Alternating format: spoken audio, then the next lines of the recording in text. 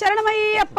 ఆ స్వామి ఆశీర్వాదంతో ఇవాళ ఇంటర్వ్యూ మొదలు పెట్టేద్దాము. శివ నిర్వాణ గారు, మొత్తానికి మీరు కట్ చెప్పడం వల్ల మేము ఇంట్లో నుంచి బయటకు వచ్చేసాము.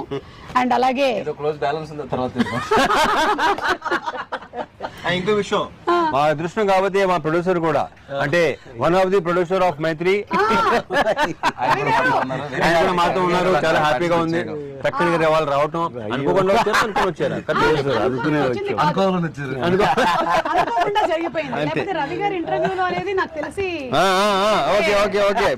అనుకోకుండా జరిగేది ఎప్పుడు బాగుంటుంది. ప్రతి ఈవెంట్ లో ఆయన ఉండిపోతున్నారు అంతే, అయ్యప్ప స్వామి ఆశీర్వాదంతో. ప్రతి సినిమా ప్రతి ఈవెంట్ లో ఉంటాను. భలే అది ప్రీ రిలీజ్ లో ఇంటర్వ్యూకి చాలా రేర్ గా బేసిక్ అంటే సోది యునో. అండ్ ఇరుముడి ట్రైలర్ చాలా బాగుందండి.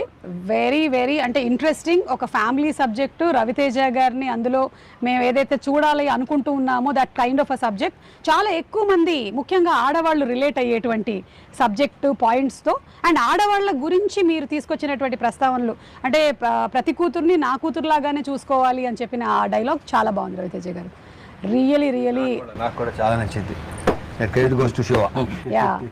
ఆ థాట్ ప్రాసెస్ గనక వచ్చినట్టయితే చాలా క్రైమ్ రేట్స్ కూడా తగ్గిపోతాయి. ఏమంటారు?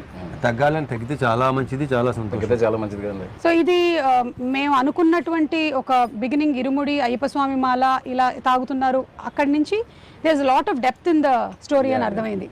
మీతోనే మొదలు పెడదాము. ఇది ఇరుముడి బేసికల్ గా 3 లేయర్స్ లో జరిగే కదండి.